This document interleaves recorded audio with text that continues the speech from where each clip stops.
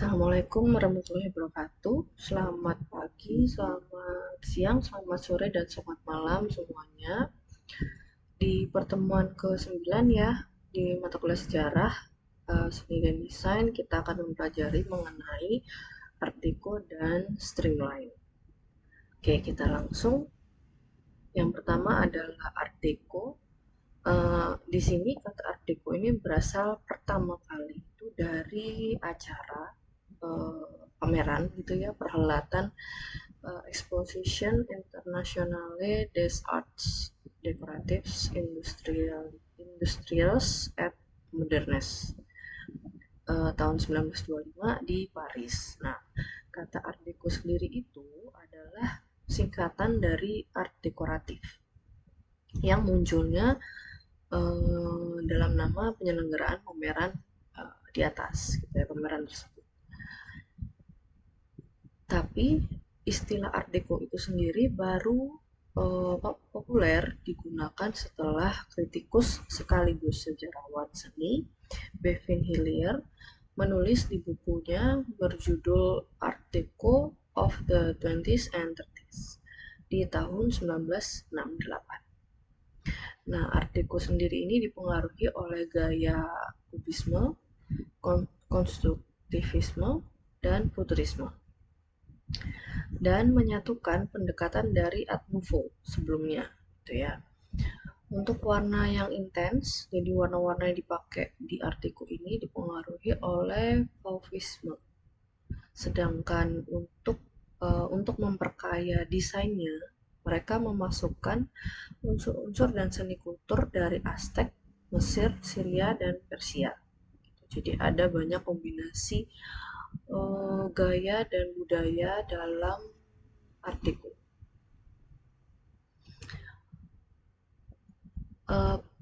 Pada akhir abad ke-19 itu ya, sampai awal abad ke-20 itu adalah kurun waktu saat masyarakat dunia itu diliputi oleh berbagai macam konflik. Nah, konflik ini muncul dari akibat revolusi industri yang menciptakan pergeseran sosial, berbagai macam pengetahuan dan teknologi itu baru membawa perubahan besar dalam kehidupan manusia.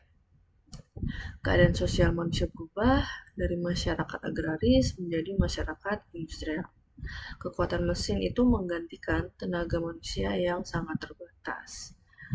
Dan pada Perang Dunia I yang berlangsung di Eropa tahun 1914 sampai 1918 itu menyebabkan kerugian jiwa dan materi yang besar. Setelah perang itu berakhir, masyarakat mulai menata kembali lingkungannya, membangun kembali tempat tinggalnya, dan mereka memerlukan berbagai macam peralatan rumah tangga, perhiasan, pakaian, keramik, dan lain sebagainya. Dan hal ini memberikan kesempatan kepada para seniman untuk bereksperimen dan memberikan semangat kepada mereka untuk menghasilkan inovasi-inovasi yang baru. Dan inovasi-inovasi ini adalah sebuah gaya Art Deco, yaitu gaya hias yang lahir setelah Perang Dunia I dan berakhirnya sebelum Perang Dunia Kedua. Populernya di tahun 1920 sampai 1939. Dan yang mempengaruhi ini, dia mempengaruhi seni dekoratif seperti arsitektur, interior, fashion, lukisan, seni grafis, dan film. Art Deco ini sebuah kontradiksi ya, kontradiksi yang terlahir di antara kegemilangan di tahun 20-an dan masa depresi atau tekanan di tahun 30-an. Jadi ketika orang ingin melupakan trauma Perang Dunia, maka mereka menikmati hidup dan melihat ke masa depan, sehingga muncullah Art Deco yang mewakili pola kehidupan keseharian dan gaya elegan, canggih, dan modern. Langgam baru ini mewarnai dan terlahir bersamaan munculnya gaya hidup baru yang mengekspresikan kemakmuran hidup masyarakat pada saat itu. mulai dari fashion, grafis, desain produk, dan film itu menampilkan idiom-idiom yang sama pada saat yang bersamaan. Sehingga hiburan dan perjalanan menjadi berita-berita baru sebagai sebuah perayaan lahirnya era komersialisme dan teknologi baru seiring dengan munculnya kecepatan sebagai sebuah metafora pada era modern. Gitu. Jadi Art Deco ini tadi muncul karena hal-hal tersebut. Gitu. Art Deco ini dianggap sebagai bentuk dari keanggunan dan gaya modernisme. Art Deco juga merupakan abad mesin. Abad mesin itu jadi di mana terciptanya penerbangan modern, penerangan listrik, radio, sampai bangunan pencakar langit. Gitu.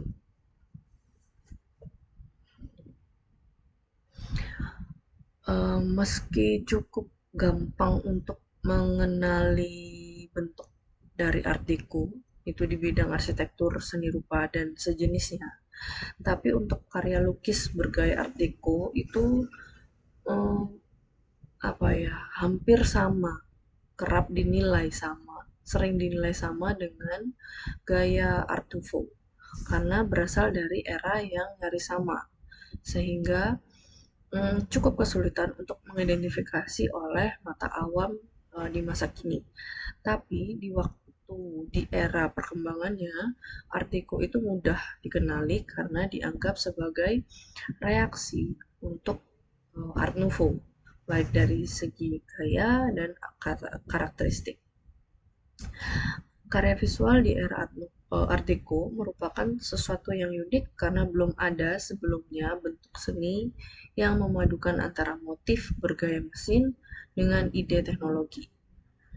Garis-garis tebal yang padat juga sering terdapat dalam lukisan Art Deco, melambangkan kekuatan dan ketahanan serta kepercayaan pada determinasi diri sendiri.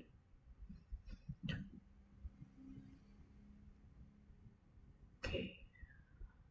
Secara umum, Art Deco ini dikarakterisasi dengan bentuk-bentuk trapezoid, zigzag, triangular, dan pola-pola berbentuk seperti tanda pangkat ketentaraan, kurva besar, atau motif seperti sinar matahari.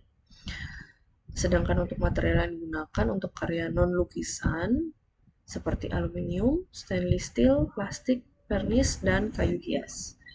Dan meski tetap menggunakan bahan-bahan berkualitas tinggi ala Art Nouveau seperti perak, kristal, gading, giok, dan sejenisnya. Seniman Art Deco ini banyak bereksperimen dengan memakai teknik baru dan material baru, misalnya metal, kaca, backlit, serta plastik, dan menggabungkannya dengan penemuan-penemuan baru pada saat itu. Karya mereka memakai warna-warna yang kuat seperti serta bentuk-bentuk abstrak dan geometris, segitiga, dan lingkaran terbuka. Tetapi kadang juga masih menggunakan motif-motif tumbuhan dan figur, tetapi motif-motif tersebut cenderung mempunyai bentuk yang geometris. Jadi disesuaikan dengan masa artikel. Komponen elemen-elemennya mayoritas dalam format yang lebih sederhana. Untuk karakteristik dari Art Deco itu muncul dari sebuah periode ketika industrialisasi yang pesat telah mengubah perkembangan budaya. Salah satu atribut utama adalah perkembangan dari teknologi yang terbaru. Hal ini sangat berarti yaitu membedakan Art Deco dari motif organik yang dinominasi oleh pendahulunya yaitu Art Nouveau. Art Deco ini banyak menggunakan gradasi warna yang halus, serta warna yang mengesankan efek kilauan atau lengkungan logam dalam sebuah karya seninya. Art Deco juga banyak menggunakan bahan-bahan mahal dan sedikit ornamen hias yang bisa lebih menarik dalam perhatian. Ornamen yang digunakan dalam Art Deco lebih beraturan dan banyak menggunakan garis-garis lurus atau persegi. Selama masa kejayaannya, Art Deco ini menggambarkan kemewahan, glamor, kegembiraan, dan keyakinan dalam kemajuan sosial dan teknologi. Meskipun banyak gerakan desain yang mempunyai akar dan maksud politik atau filsafat yang sama, Art Deco ini murni bersifat dekoratif. Seperti namanya, yaitu asal mula katanya namanya adalah art dekoratif. Gitu ya. Oke, kemudian untuk tokoh-tokoh dari Art Deco ada cukup banyak, tapi ini saya mengambil contoh beberapa yang cukup populer. Yang pertama adalah Tamara de Lempicka. Jadi dia adalah apa ya? Tokoh perempuan di masa Art Deco gitu ya.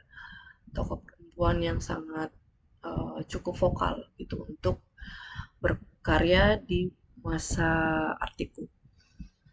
Seperti yang di slide sebelumnya, nah ini dia karakteristiknya adalah menggambar manusia, wanita, atau tokoh pria seperti itu.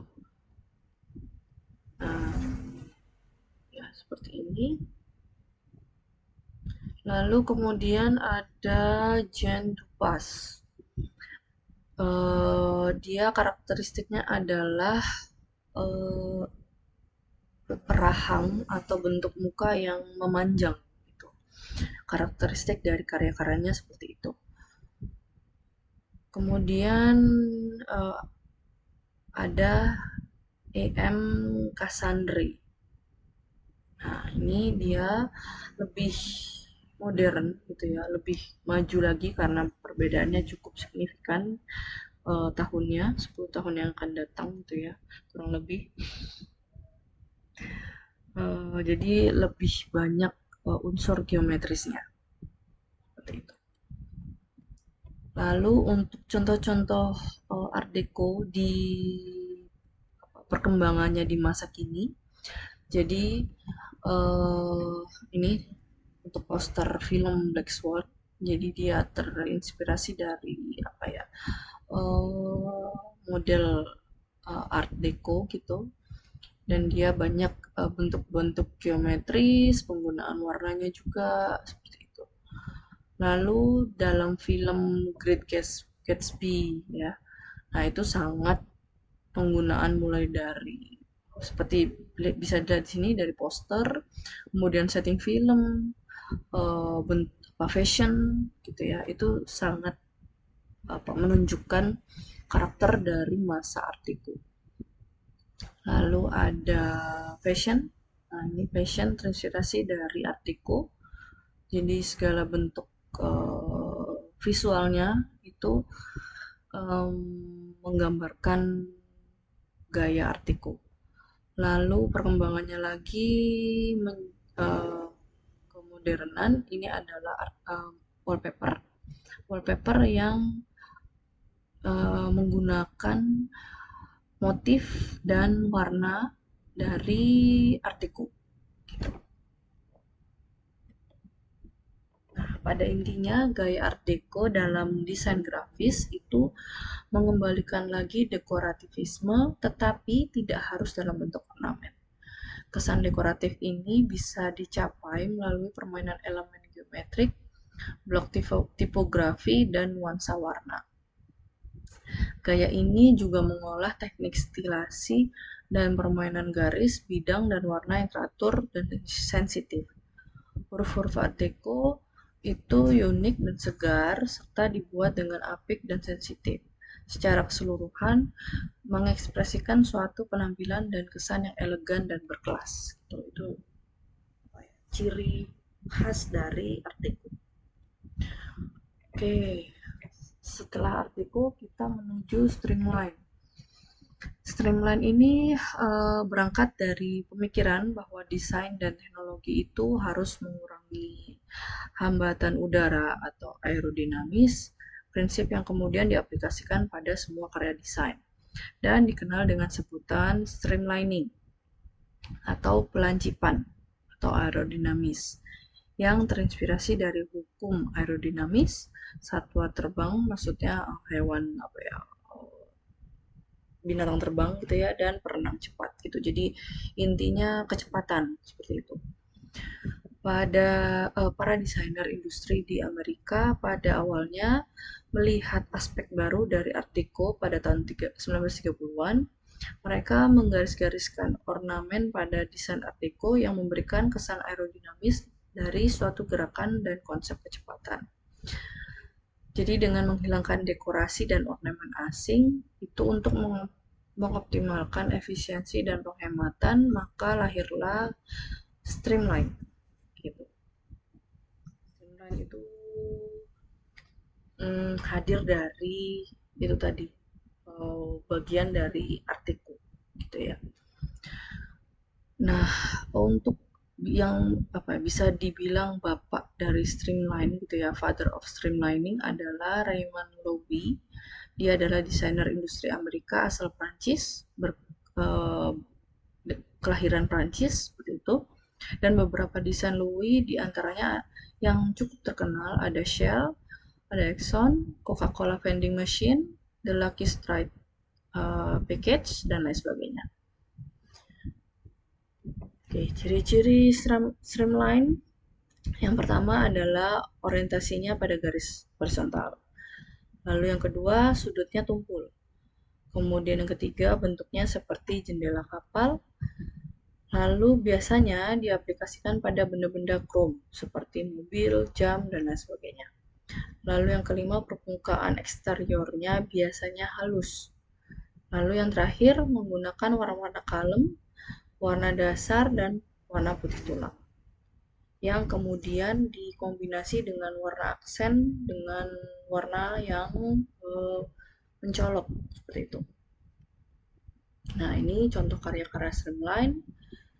Yang pertama ini poster ya, jadi poster dari Chicago World's Fair gitu tahun 1933. Jadi dia mengedepankan oh, apa bisa dilihat di sini ya unsur garisnya seperti unsur sebuah uh,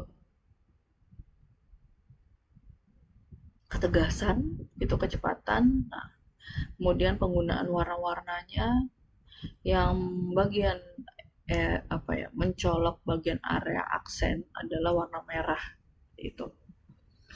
Lalu ada film dari poster film yaitu Lost Horizon Movie.